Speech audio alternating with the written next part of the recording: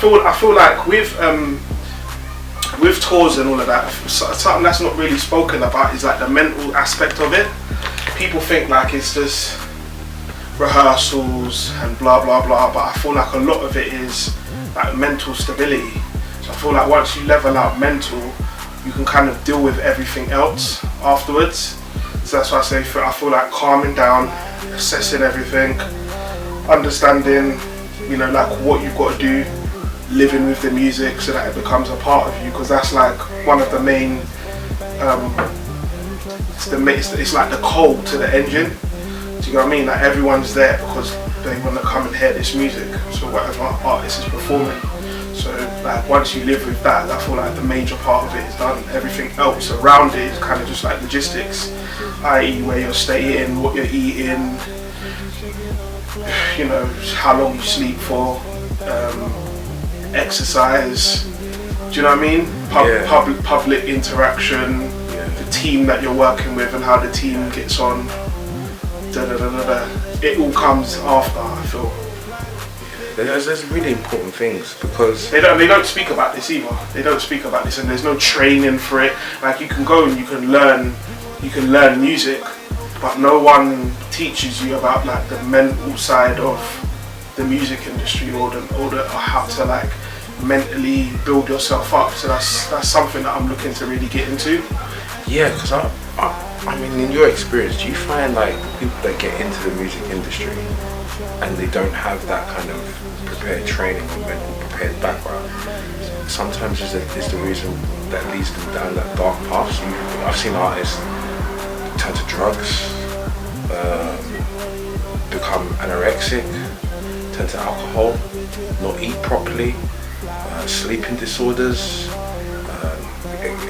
cut off communication from family members, anxiety, so many of these different things. Like, you know, do they have like psychiatrists behind the scenes? No, this is what I mean. I feel like it's very sad because, you know, you think about how much money the music entertainment makes, the entertainment industry makes, and then how much is actually set aside for things like counselling, mental checks, well-being. Do you know what I mean? It's minuscule. Do you know what I mean? And even when people try and access these services, it's not actually something that's readily available. Okay. It might be promoted like, oh, there's this organisation, but then when you go through there, you've got to jump through 100 hoops before you can potentially get the aid. And you think about how much money this industry makes.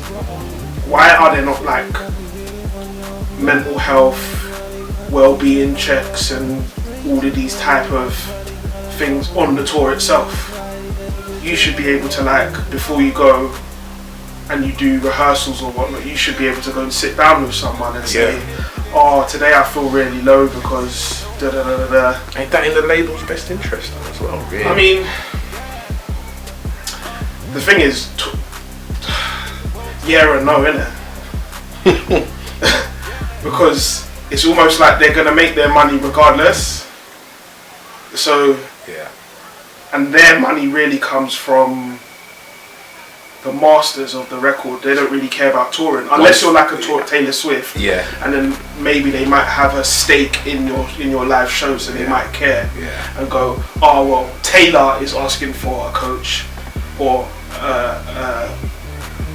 a counsellor, so we'll give Taylor a counsellor. But the lighting guy or the thing or anyone else or the musicians or the caterers or anyone else on that tour who maybe feels like they might need some sort of assistance or, you know, like a pep talk, or that's not provided for them. It's all like, well, if the artist asks for it, they'll get someone out straight away. Like I've been on tour where artists says that they don't feel well and a private doctor's come out to assess them and will say, oh yeah, I'll write you a letter saying that you don't have to perform today if you don't want to perform today. Okay. And that gets signed off on because they're the artists, and I mean, ultimately it comes out of their budget. Do you know what I mean? Yeah. But personally though, I feel like you're as good as your team. So if you have a good team on the road with you that works well, that gels well together, then it's going to be in your best interest because it's the production machine. That's what I'm saying. Do you know what I mean? But a lot of people don't they don't look at those type of roles as anything special. So they look at it like, oh, if the lighting guy's got he's feeling anxiety or depression, sack him and get someone else.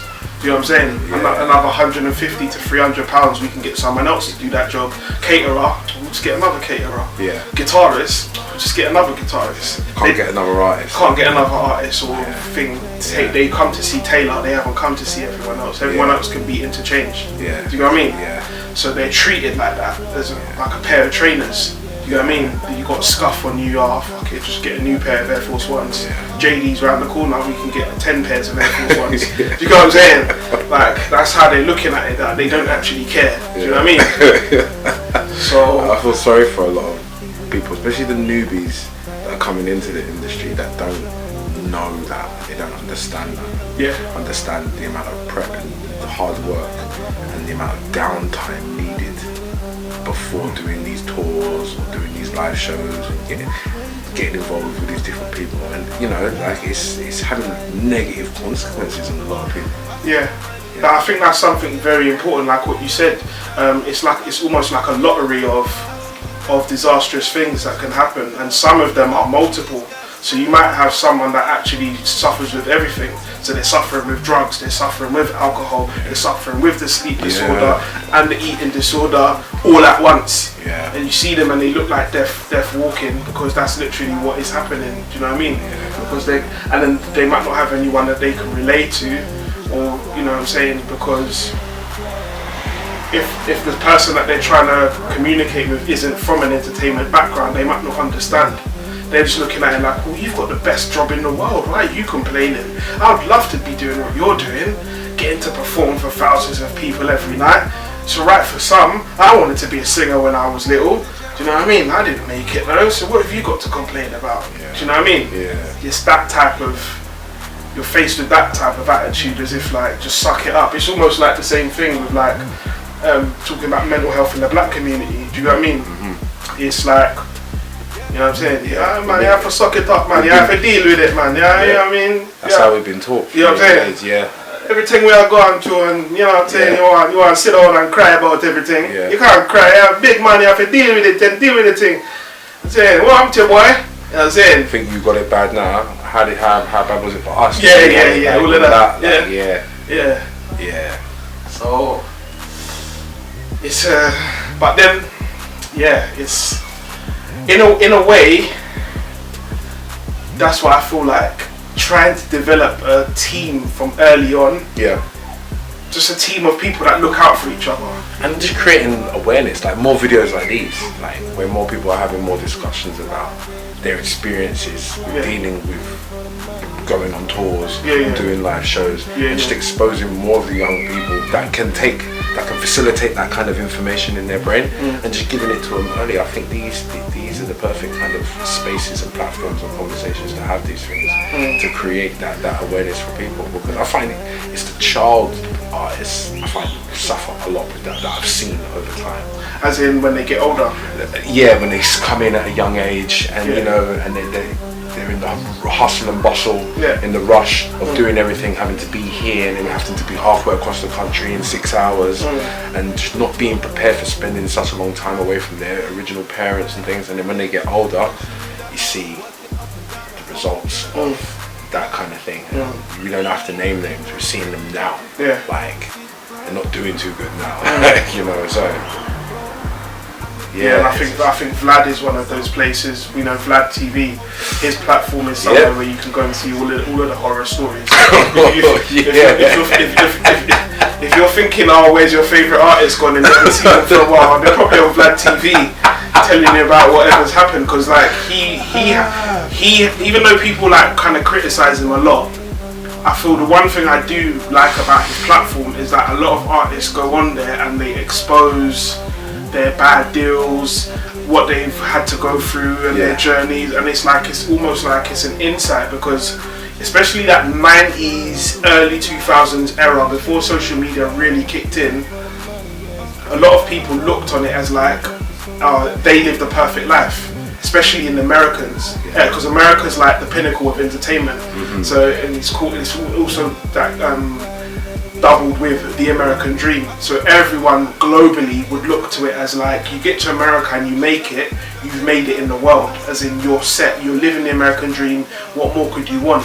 So when we might have been looking at these artists in the late 90s or mid 90s, early 2000s, we would have just seen everything's perfect because we only would have seen them on MTV interviews, MTV videos, and MTV Cribs. MTV Cribs, and on stage performing. You wouldn't see an Instagram post, you wouldn't see a live on Facebook, a live YouTube, or none of that stuff was happening. It was all through the mainstream media. We'd see them, do you know what I mean? Chart show rundown, blah. So you're looking at it like, well, everything's great, because if they're on the chart show, they're on MTV Cribs with a big house and 10 cars outside, they're doing an arena tour, blah blah blah, and what else could be going wrong? Must be alright. What could be going wrong? It's perfect, you know what I'm saying?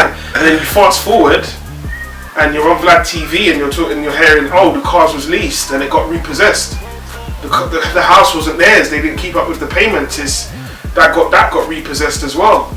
They owed X amount to this company for whatever things. They owed this amount to the IRS in taxes. The accountant was taking this amount of money. Blah blah blah. And you're like on Vlad TV sitting down like, oh, this whole thing